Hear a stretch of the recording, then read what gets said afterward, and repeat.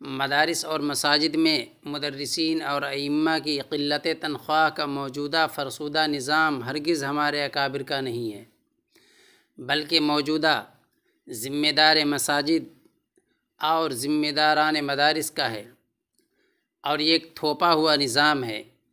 اور ہمارے علماء بھی کم تنخواہاں پر گزارا کر کے سمجھتے ہیں کہ ہم نیک کام کر رہے ہیں، لیکن دوسری طرف کم تنخواہوں کی وجہ سے وہ اپنے بال بچوں، ماں باپ اور رشتہ داروں کے حقوق کو ضائع کرنے کے مرتکب ہو رہے ہیں۔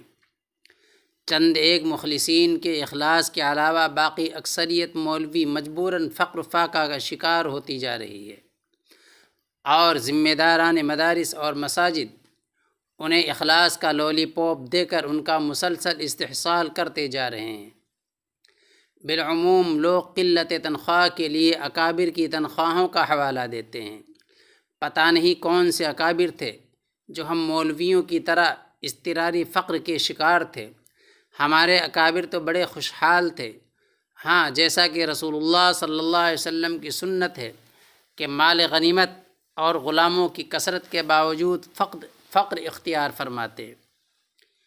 اختیاری فقر محمود ہے، جبکہ اضطراری فقر مذموم ہے۔ کہ آپ نے نہیں پڑھا کاد الفقر ان یکون کفرا؟ اگر غور سے دیکھا جائے تو تنخواہوں کے بڑھنے کی جو رفتار ہے، اصل کمی وہاں ہے کہ مہنگائی 30% بڑھتی ہے تو تنخواہ 8-10% بڑھتی ہے۔ ایک ریسرچ کے مطابق 1970 سے 2015 کے دوران اسکول ٹیچروں کی تنخواہ 180 سے 320% اضافہ ہوا ہے۔ اب بتائیں 1970 میں پڑھانے والے کسی عالم کی تنخواہ اور اس میں 300% کا اضافہ کریں، پھر دیکھیں کیا 20,000 سے کم تنخواہ رہتی ہے؟ ہرگز نہیں۔ وہ بھی 2015 تک کا ریسرچ ہے، یعنی 20,000 سے زائد تنخواہ 2015 میں ہونی چاہیے۔ اس لیے اکابر کی طرف قلت تنخواہ کا انتساب بالکل درست نہیں ہے۔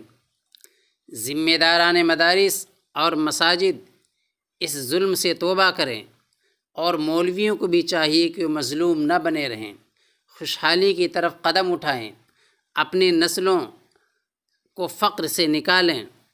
جو مدرسہ یا مسجد انہیں پوری تنخواہ نہیں دیتا، اس سے فوراً دوسری طرف ہجرت کر جائیں جہاں آپ کو اچھی تنخواہ ملے۔ خواہ مخواہ اخلاص کی تعویلیں نہ گڑھیں، حتیٰ کہ اگر آپ کو مسجد مدرسہ چھوڑ کر کوئی اور کام ملے تو اپنی نسلوں کی خوشحالی کے لیے ضرور کیجیے۔ یقین کیجیے اس سے آپ کو کوئی گناہ نہیں ملے گا، لیکن ہاں، دنیا کے چکروں میں جانے سے پہلے ایک عزم ضرور کریں کہ آپ اپنے نماز، روزہ، ایمانداری اور حسن معاملات کو درست رکھیں گے۔ ہم اپنے بزرگوں کو دیکھتے ہیں تو ایک طرف ہمیں وہ اخلاص و للہیت کے پیکر نظر آتے ہیں، علماء نظر آتے ہیں، تو دوسری طرف ایک کاروباری انسان بھی نظر آتے ہیں۔ چنانچہ آپ قدیم زمانے کے علماء اور ائمہ اور محدثین کی تاریخ کو دیکھیں تو وہاں پر آپ کو کوئی تاجر ملے گا، یہاں تک کہ آپ کو گھڑے ساز بھی ملیں گے، برتن بنانے والے بھی ملیں گے، اور لوہار بھی ملیں گے، گھڑیوں کی مرمت کرنے والے بھی ملیں گے۔ جی ہاں، یہ ہم ان علماء کی بات کر رہے ہیں، ان ائمہ اور فقہا کی بات کر رہے ہیں جن کی کتابوں کو ہم آج پڑھتے ہیں۔ اس سے ہم اندازہ لگا سکتے ہیں کہ ہمارے علماء ایک طرف اگر وہ حقیقی معنوں کے عالم تھے، صحیح معنوں میں عالم تھے، وہ بڑی بڑی کتابوں کے مصنف تھے، اس کے باوجود اپنے کاروبار کیا کرتے تھے، اپنی بزنس کیا کرتے تھے۔